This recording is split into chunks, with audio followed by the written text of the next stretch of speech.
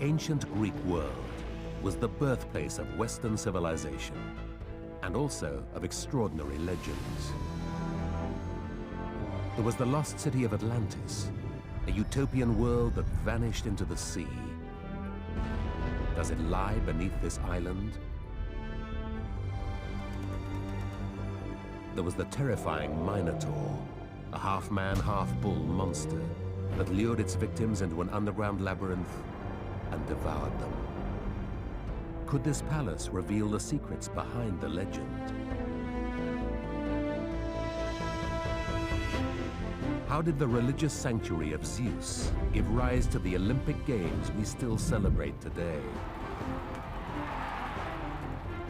At Delphi, there was the mystic oracle, enabling the ancient Greeks to see into the future.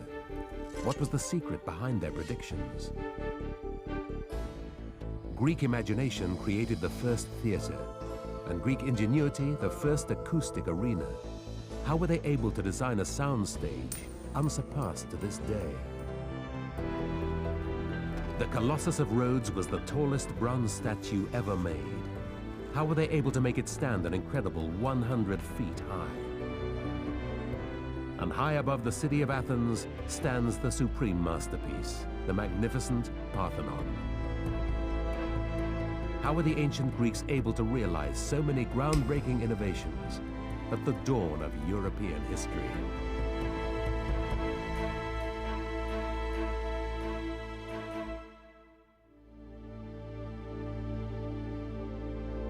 The land we know today as Greece, lying in the eastern Mediterranean, was once a very different world. In antiquity, Greece was made up from a collection of warring city-states that became an empire. As this strengthened, much of the eastern Mediterranean fell under the Greeks' control. Some of these lands had their own rich history and culture. Others lived on in legend, where fact and fantasy became one. Nowhere was clouded by a more terrifying story than the island of Crete. At its center lay the infamous Palace of Knossos. This was once the power base of the Minoan civilization, an advanced maritime race who controlled the wealth and trade of the Mediterranean. More formidable still were the stories of the island's infamous King Minos.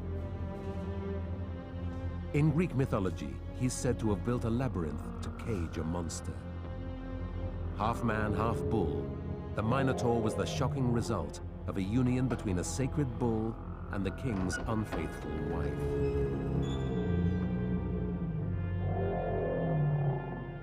Legend recalls that the Minotaur thirsted for human blood. As ruler of the seas, King Minos is said to have forced the Greeks to send 7 young men and women to be sacrificed. And according to the legend, they were taken down into the labyrinth to be eaten alive.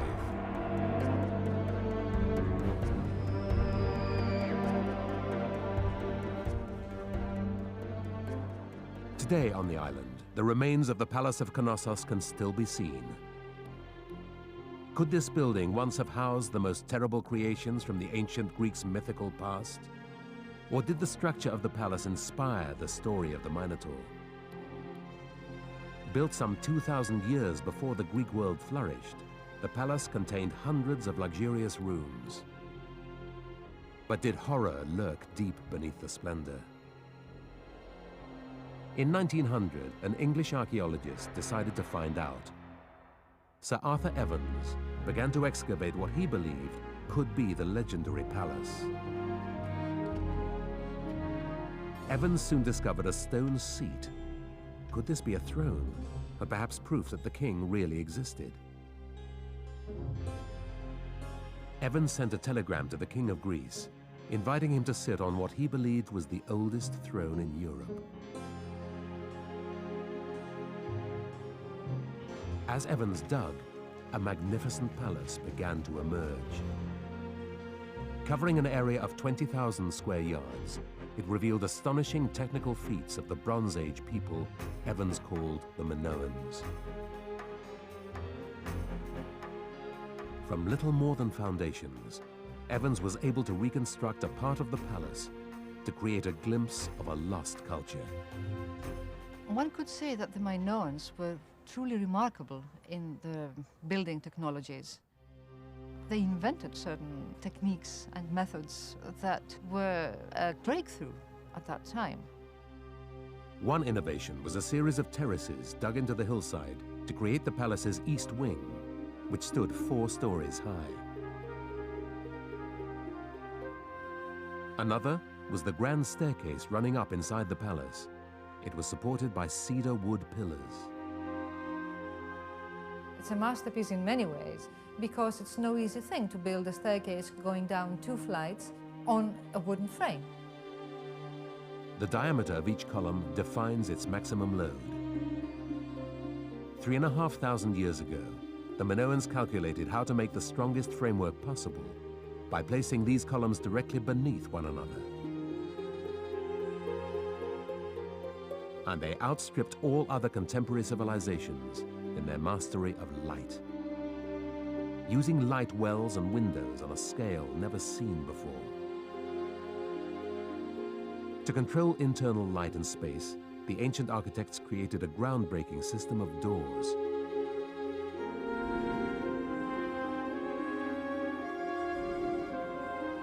The palace boasted an elaborate underfloor drainage system. This not only dealt with Crete's rainfall, it also carried away waste from one of the world's earliest toilets. This is the famous toilet of the Minoan palace. Outside these doors, you see this large slab, and we have here a hole. So somebody, let's say a servant, was outside flushing water as the toilet was being used. Leading to the palace were the very first cobbled roads in Europe, built over 1,000 years before the Romans. There were even sidewalks for pedestrians. It became clear that Knossos lay at the heart of a highly sophisticated civilization. So why did Sir Arthur Evans link it with the myth of the Minotaur in its labyrinth? He found a number of clues, including strange engravings in the shape of a double-headed axe. What was their secret meaning?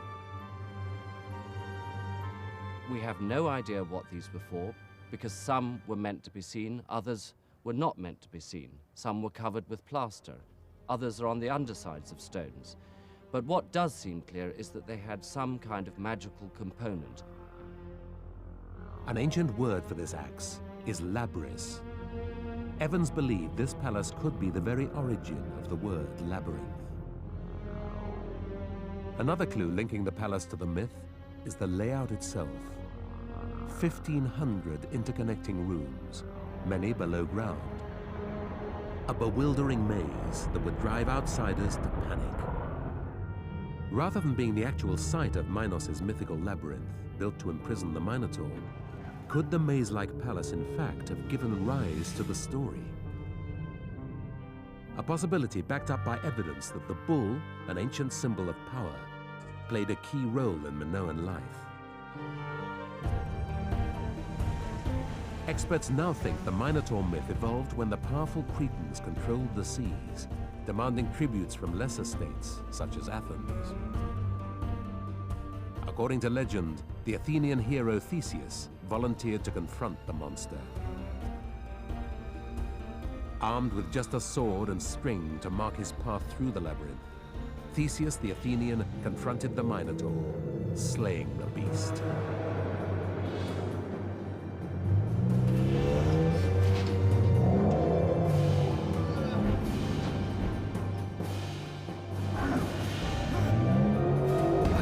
The Athenians promoted this story. It made them look victorious.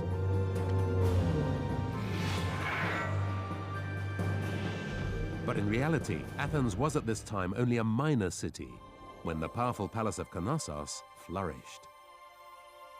And if King Minos had existed only in a legend, who was it who'd sat upon this throne? The ancient legends, I think, very much colored Sir Arthur's view of Minoan culture. Today, we believe that actually a priestess may have sat here, Because in other artistic media, we always see a woman, priestess or goddess, with griffins heraldically placed on either side of her. Whether or not King Minos existed only in myth, the 3,500-year-old palace at Knossos still strikes awe in its visitors today.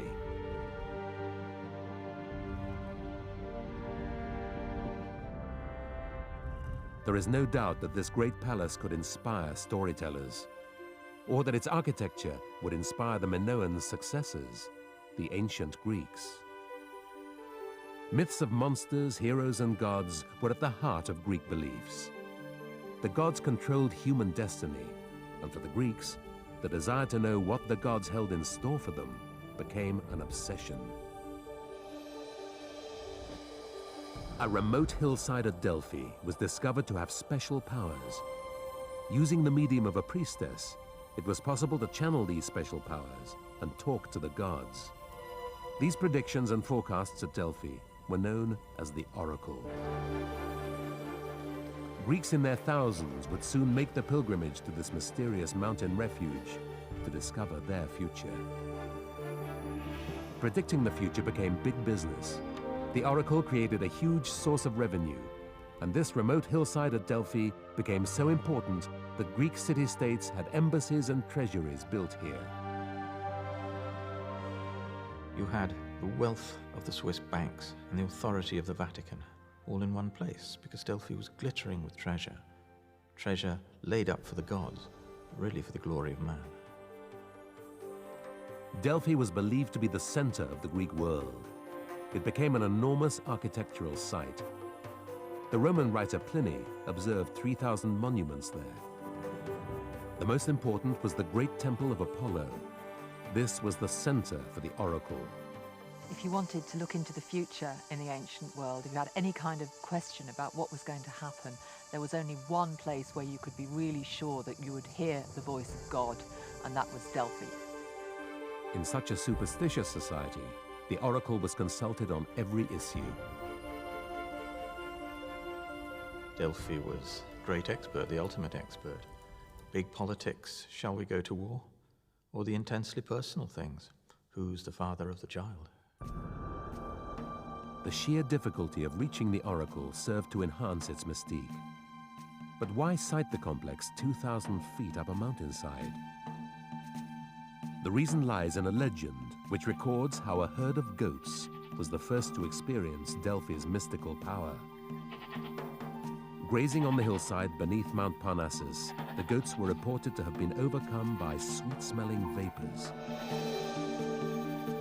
The story goes that the goats themselves began to speak. Their words were interpreted as prophecies, and the belief in the oracle at Delphi was born. In Athens in the 6th century BC, a politician called Cleisthenes believed he could use the oracle to his advantage. He needed to raise his political status, so he decided to build a temple at Delphi where the magical vapors appeared. He dedicated it to Apollo, the god who could predict the future.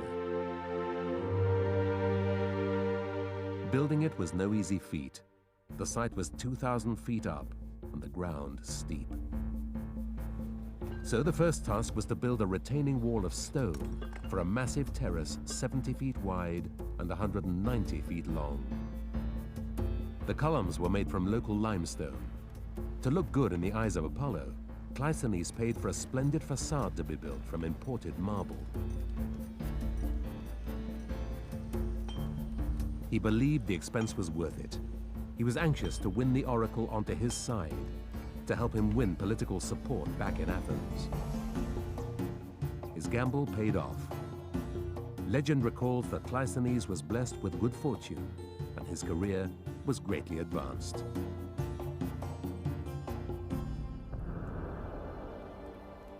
At the temple, it became the practice for a woman, known as the Pythia, to reveal Apollo's prophecies. The male priests had their own reasons for this, for if a man was to have this power, he would become more powerful than the priests themselves. But women had no power at all, and the priests at the temple could control a lucrative industry.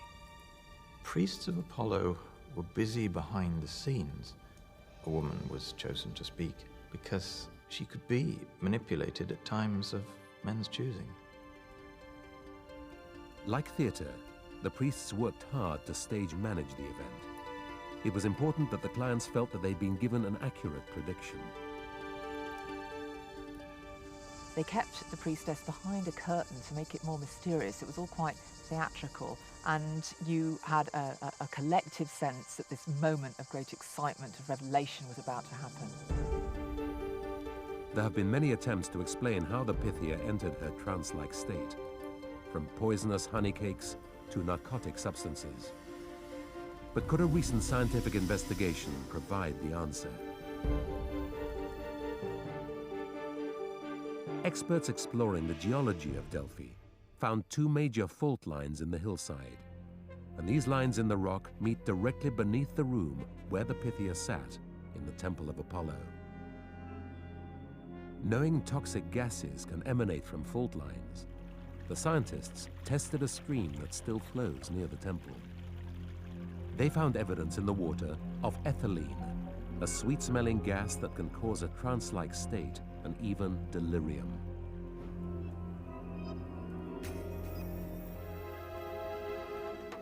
Whatever caused the Pythia's strange cries, it was the priests of Apollo who held all the true power. They didn't tell you exactly what was going to happen. They gave you certain information that you could interpret yourself in pretty much whatever way you liked. By becoming the supreme authority and the central point of the Greek world, the Oracle of Delphi remained influential for over 1,000 years, all the while answering the Greeks' desperate desire to know the future.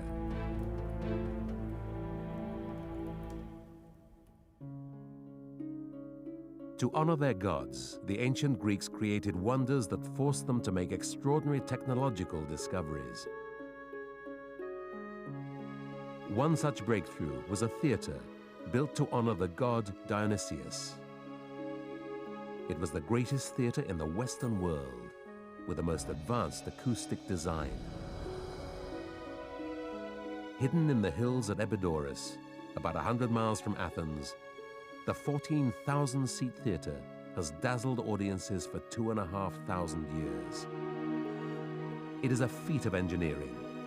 55 rows of stone seats built into the hillside, with such precision that the theater has perfect acoustics. This theatre at Epidaurus is quite simply the most special theatrical space in the Western world. It's the largest of all the surviving ancient theatres. It's the most beautiful. This is somewhere where the spirit of the god of drama, Dionysus, still lives on. Surprisingly, the reason for siting the theatre in this remote place has its origin in medicine. Next to the theatre was a vast healing centre, and to the ancient Greeks, theatre was medicine.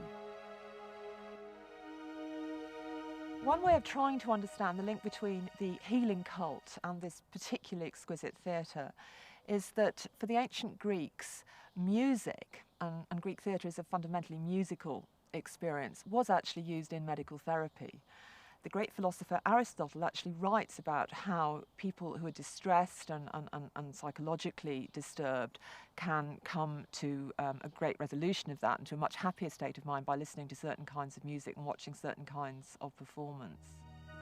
At the adjacent healing center, the god of medicine, Asclepios, and his magical snakes were said to work miracles.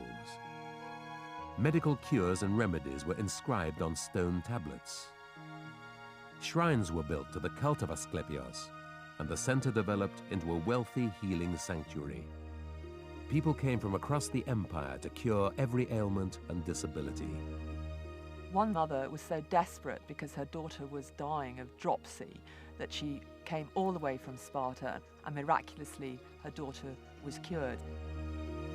In 360 BC, the money collected from patients was used to build a vast theater.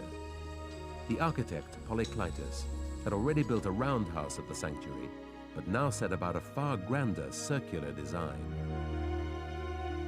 He chose a bowl-shaped site facing west so the rising sun would light up the landscape behind the stage. He dug out the round performance space before creating the huge seating area known as the gazing space. Thousands of limestone blocks cut from local quarries formed the seats. His design was for 32 rows, although 23 more were added 2 centuries later. Behind the actors was the scaena, the origin of the word scene, a 2-story stage building which was painted as a backdrop for the play. The scaena also enabled early special effects. When a play required a god to descend from the heavens, an actor was flown in on a hoist. The masked performers often played to audiences of up to 14,000 without the benefit of microphones. Polykleitos was able to create perfect acoustics. Even a coin being dropped at the center of the performance circle can be heard clearly in the back rows. The design of the theater also enhances the sound of the human voice.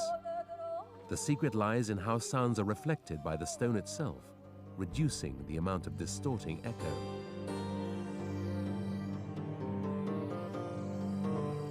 A sound is produced by somebody's mouth. It will hit a wall, that's a reflection. And what they've done in Epidavros in order to create a large quantity of short reflections is that they've broken up the surface. There is no surface which is flat. So when a sound hits a wall, it's diffused in many, many directions. It enhances the original sound by kind of stretching it a little bit longer than it already is.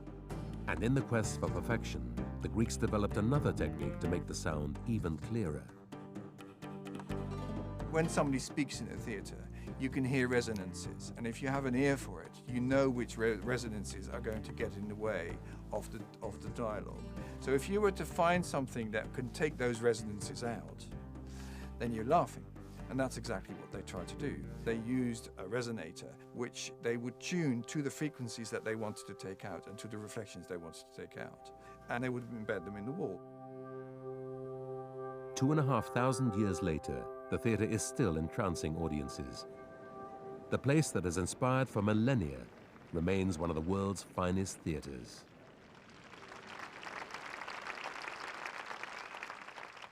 The ancient Greeks produced some of the most astonishing buildings in history. But it was on the small island of Rhodes that a giant was created. The islanders set themselves an unprecedented technical challenge to engineer a statue of superhuman proportions.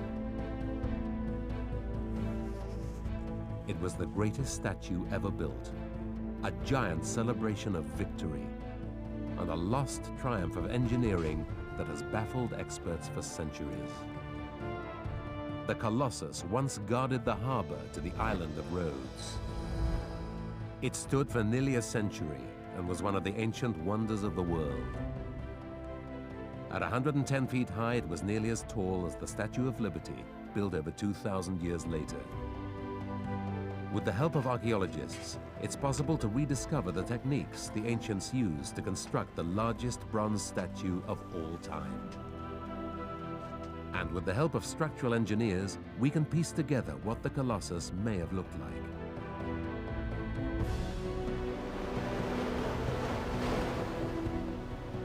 The story of the Colossus began in 305 BC, when a powerful enemy fleet began a year-long siege of the small island of Rhodes. The attackers far outnumbered the small island's population, but against all odds, the islanders defeated them. To celebrate their surprising victory, the Rhodians decided to build a giant bronze statue of their sun god, Helios. A local sculptor, Hares of Lindos, was given the challenge of building a statue nearly twice as tall as any ever built.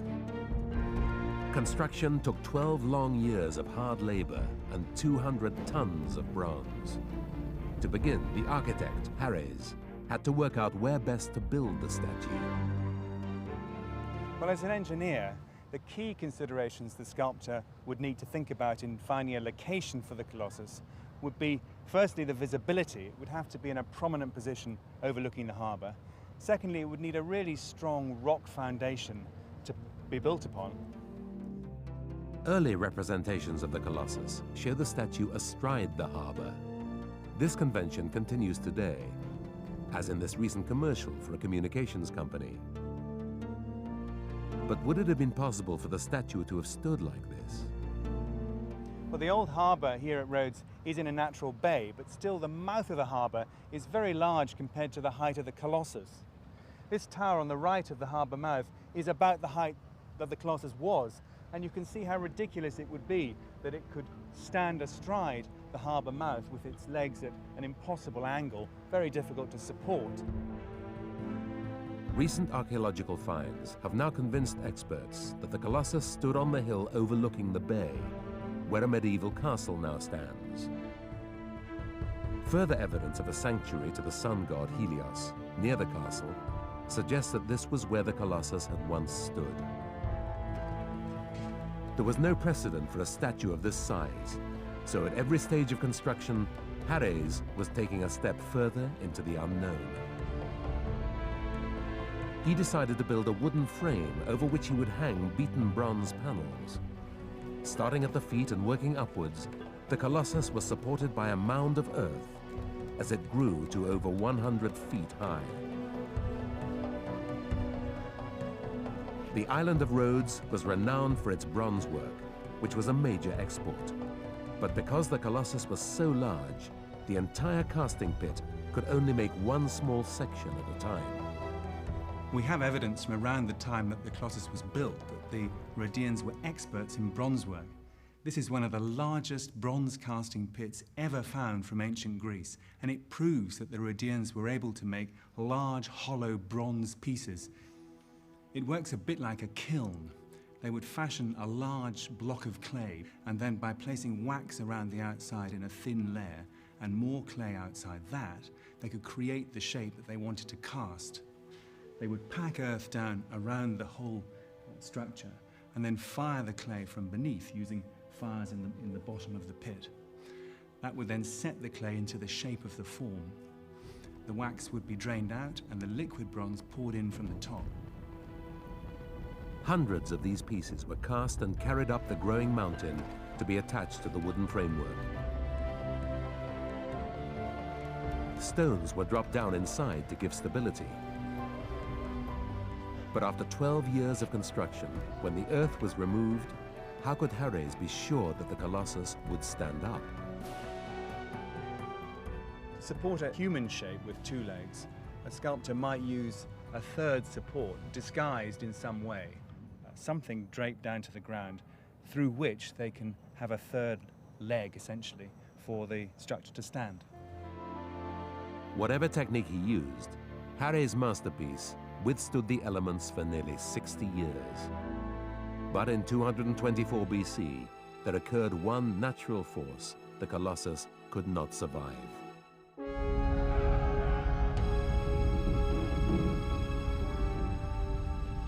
An earthquake doesn't just shake it backwards and forwards, but it would also twist it. And twisting the top of the tripod would break the connections between the legs. And at that point, given that the ankles are secured in the ground, it's the knees that are going to be the weak point, and that's where it would buckle.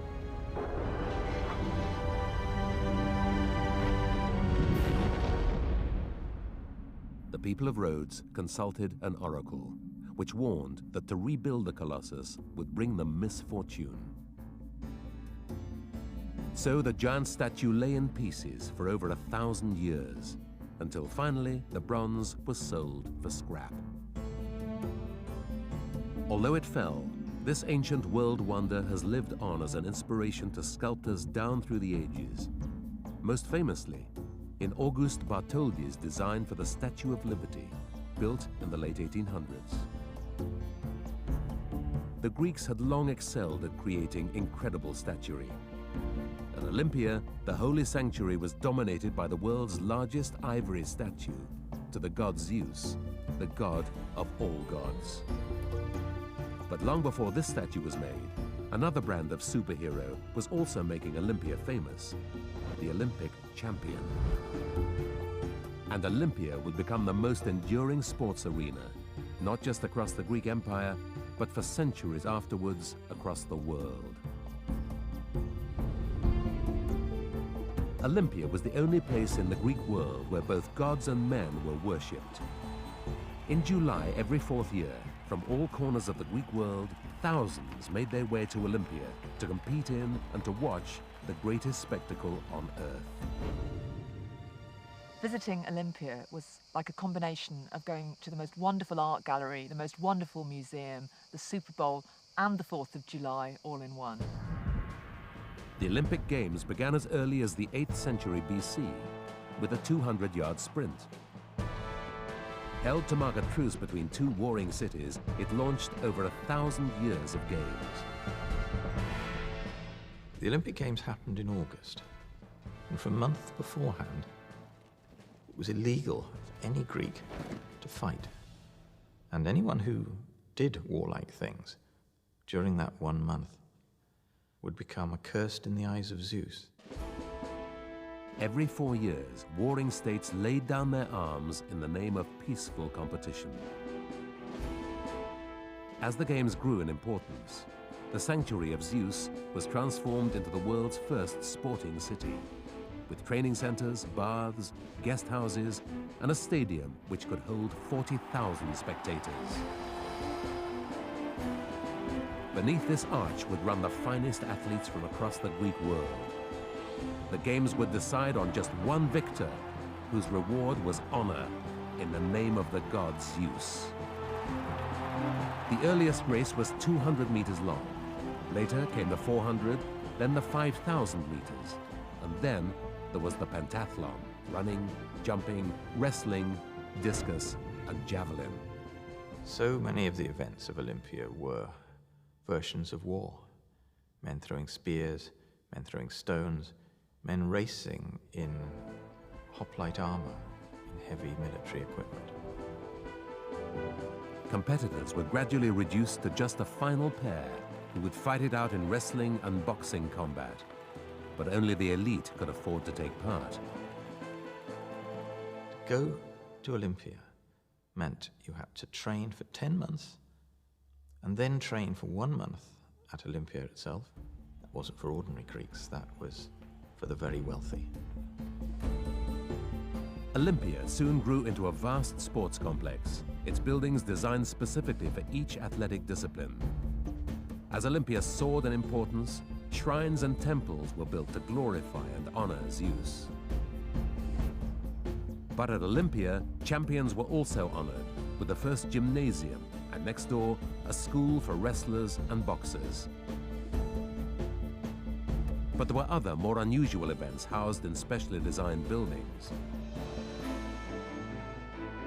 A contest for trumpeters and heralds was held at one end of an echo colonnade, an elongated building which could echo each note 7 times. There was the hippodrome, where chariot and horse racing events took place. Each race began with the horses being released from an elaborate starting mechanism called an aphesis to ensure total fairness. The horses raced out into the hippodrome, nearly 800 meters long. An average lap was nearly 1/3 of a mile. The Greek who won at the Olympic Games didn't get a medal of precious metal. All he got was a ribbon around his head, a palm branch to wave around the stadium, and an olive wreath to take home. But his real reward started when he got home. He was allowed his pick of the spectacular heiresses in the town. He'd get a meal, a good meal at public expense for the rest of his life. And over it all, the fame he would be smiled at and pointed at for the rest of his life. The winners were recorded on statues around Olympia. Their names were even used in the Greek calendar. They named their years after Olympic winners. For the Greeks, an event was dated, the year in which such and such won. The games continued for 1,200 years, until the Christian emperor Theodosius, in 394 AD, abolished them as a pagan event. Now the Olympic flame has been rekindled, and every 4 years, a torch is carried from Olympia to the modern site of the greatest show on earth.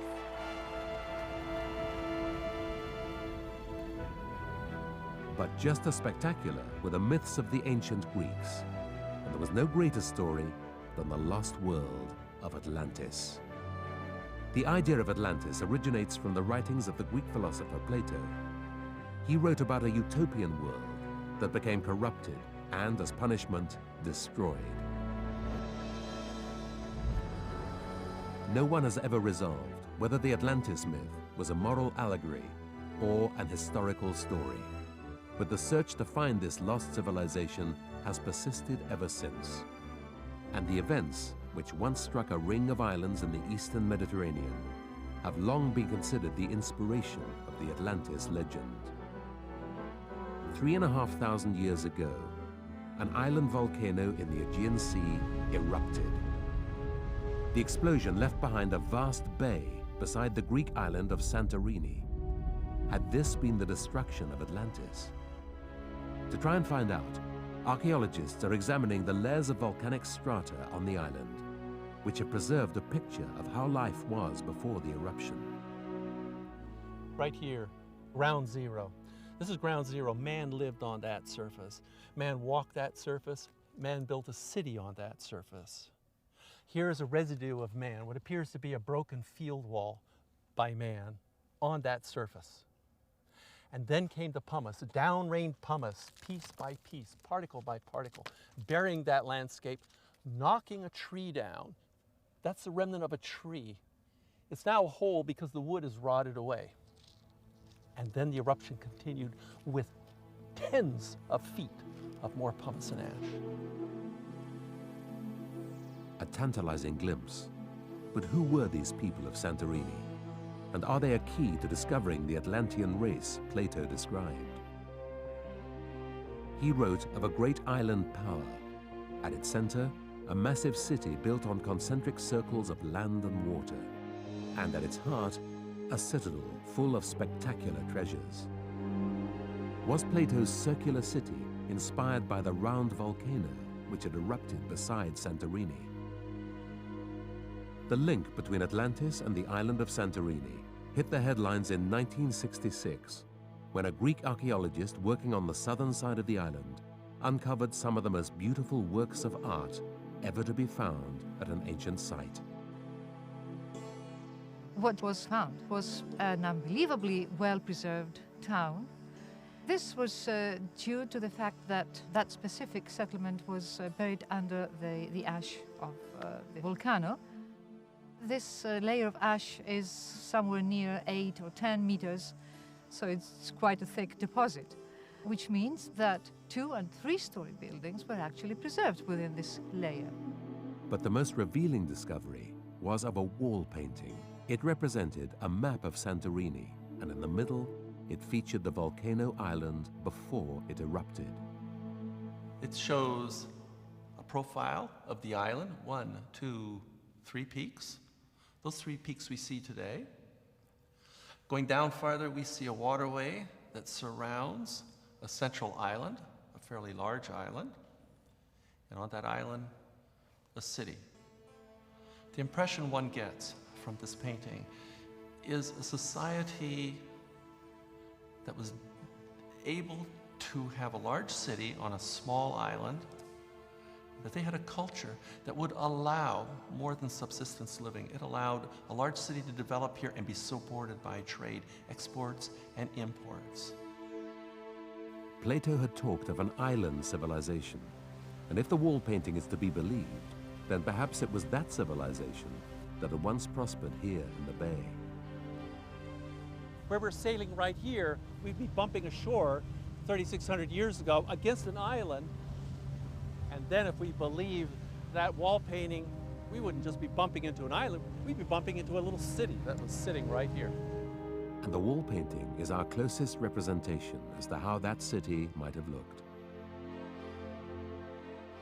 It's amazingly impressive. They are showing the landscape, the boats, the costumes, the people 3,600 years ago in the late Bronze Age. It's a snapshot of a past life. The painting bears an instant similarity to Plato's description of the circular city of Atlantis. But the people who had built it had no idea of the dangers that threatened to destroy them. There hadn't been any big major eruptions in this part of the world for thousands of years. So I don't think they had any concept of what a volcano was. The eruption began with a cloud of ash. The inhabitants on the adjacent island of Santorini fled for their lives as tons of volcanic rock erupted from a huge fissure. It goes up to 15 feet thick, this pumice, as it piled up. Well, before it ever got to 15 feet thick, they were gone. I mean, they left quickly. And that was a smart thing to do, because then it became a huge explosive eruption. Water from the sea flowed into the crack on the island volcano. You want an explosion, mix water with rising lava, and you've got a disaster. We had a disaster here.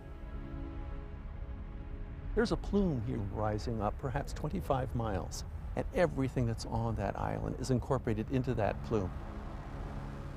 The islanders of Santorini watched the island city vaporize. The volcano then collapsed back on itself, leaving a massive hole over 900 feet deep. That hole is called a caldera. It was filled by the ocean, and this provides this dramatic landscape today. The Atlantis legend lives on as marine archaeologists continue to search for signs of a lost city beneath the sea. And the catastrophic events which struck the island of Santorini have ensured that Plato's puzzle remains indelibly written into history. Such a massive, such an enormous calamity that had to get stuck in human memory. And things are stuck in human memory through mythology. And myths then remember this eruption. The ancient Greeks were able to match their extraordinary legends with their own achievements. They developed the skills to build the greatest wonder of ancient Greece. It is an icon of perfection, an architectural inspiration, the Parthenon. On the Acropolis, the sacred hill overlooking the city of Athens, the Parthenon was built as a symbol of success. It has stood strong for 2,500 years. The story of how it came to be built is as remarkable as the design of the building itself. This glorious new building that was arising from a field of ruins was a symbol to the Athenians. It told them that after their near annihilation by the Persians, they were now in charge. They were on the way up, and this was their reminder. The Parthenon would be no ordinary temple. Its exquisite proportions on the outside would be matched by its interior, with splendid carvings and colored reliefs. But the two men responsible for its construction would face fierce criticism. Phidias was appointed master of works. He was the most famous sculptor of his day. Pericles was the Athenian statesman who commissioned the building. It was part of a vast regeneration program conceived by Pericles to transform Athens, to make it stand as an exemplar to the rest of the Greek world. It was a great idea, but how would he fund it? The money that was used had been contributed for the war against Persia by Athens' allies. The war had gone so well, not all the money was needed. So much of it was now diverted to the Parthenon, and Pericles' opponents used this. This was a disgrace. This was Athens misbehaving in the eyes of the other Greeks. Ignoring the political attacks, Pericles raided the war chest and started to build the Parthenon. At 101 feet wide and 228 feet long, it called for thousands of tons of expensive marble. The glittering stone, as it was called, was selected from the quarries that still remain at Mount Pentelicon, 8 miles from Athens. But a special technique was needed to drag the massive column drums up the steep slopes of the Acropolis. The Acropolis is high above the city. Getting the drums up here on a cart would have been pretty difficult. So they probably used a system that they'd devised over a century before, where they built a wooden frame around the drum, and then using oxen, they could pull the stones up the hill, a bit like a roller. At the building site, they probably used cranes with a pulley system to lift vast blocks of stone. Lifting power came from a windlass attached to the back of the frame. Once they got the blocks and stones up here, they had to maneuver them into position with absolute precision. There's a clue here as to how they did that. These are bosses that were used for lifting ropes to carry the stones. They would normally have been cut off, but war broke out before the workers had finished. But the underlying genius of the building lies in the ancient Greeks' understanding of perspective, unsurpassed until the Renaissance. Well, they say that there isn't a straight line on the Parthenon. It's not exactly true, but certainly lines that you'd think should be straight aren't. The architrave along the top, for example, is 2.5 inches higher in the middle than at either side. At every stage, the builders countered each optical distortion to make this temple appear to be perfect. Down here at the base, you can actually see that deviation from the horizontal. There's a very subtle rise along the step line here towards the middle, which drops off at the far side. And that gives us the impression from a distance of a perfect straight line.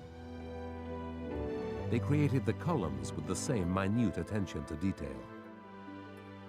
On the outside of the building, all these exterior columns slope inwards a bit. And they did that really to help build the grandeur of the design, that feeling of elegance. And they did that by cutting the top surface of the bottom drum so that it sloped inwards perceptibly. Here on the corner, of course, the bottom drum is turned slightly, so the corner column rises up on a diagonal with extraordinary precision right up towards the center of the building. The Greek builders addressed every detail. You might have thought these great stone blocks weren't moving anywhere, but the ancient Greeks did use cramps to hold them together. This is one of the original ancient iron cramps and the actual hole that it came from that's been recently excavated. And it would have sat in here like this, filled with molten lead, which then set, holding those blocks together. In fact, the cramps don't carry a lot of force in everyday use, but in the case of an earthquake, these cramps would have helped just to hold the stones together. Maybe that's one of the reasons that the building's still here today. The centerpiece of this enormous building was to be found inside. Here, Phidias designed the most lavish and impressive statue. It depicted the goddess Athena, to whom the building was dedicated. It was a masterpiece of ivory and gold. It was so extravagant, it absorbed over half the funds for the entire Parthenon project. At nearly 40 feet high, Athena dominated the interior, intimidating all who came to worship at the temple. The statue of Athena had on it over a ton of gold. It cost slightly more to put that gold onto the statue than it did to build the whole of the Parthenon. A stunning frieze, 524 feet long, depicted the annual procession in honor of Athena. The pale marble we see today would have looked very different 2,500 years ago, when it was painted in vivid colors. But the masterpiece was not an immediate success in its time. Pericles' opponents said he was dressing the Parthenon up like a pretentious woman, a slur both on his building and on his partner Aspasia, born outside the Athens elite. One Greek writer tells us exactly what a pretentious woman did. She put on built-up shoes to make her look taller, to suggest she was a more aristocratic family. She put on dabs of rouge on her cheeks to make it seem that she was younger and fitter than she really was. But above all, she plastered her face in powder of white lead, fashionably pale to look like an aristocrat. And they thought of the pretentiousness of Pericles in using other Greeks' gold to make Athens seem wealthier than she really was. To further discredit Pericles, Phidias, his sculptor and master of works, was accused of embezzling gold from the statue. He was also accused of blasphemy for portraying himself and his patron among the sacred figures on Athena's shield. Pheidias the sculptor seems to have been a friend of Pericles, seems to have attracted some of the lightning that Pericles' enemies wanted to cast against him. We're told that he was imprisoned in Athens for embezzlement of the gold. But Pheidias and his fellow craftsmen were not seen as heroes of civilization, as we'd want to make them now. A scandal for a few years in its own time, the Parthenon is now a landmark of architectural excellence for all time. The ravages of war and pollution have taken their toll, but still the temple stands. The Parthenon is a huge statement of a building, what you might call an iconic structure. It's a coming together of understanding of stone and rock and how to use it and work it, and of geometry and shape and form, something that really wasn't achieved again for thousands of years. These 7 wonders of ancient Greece are the legacy of one of the greatest civilizations. They showed mankind the imagination and inventiveness, the courage and conviction to lead architecture into the modern world.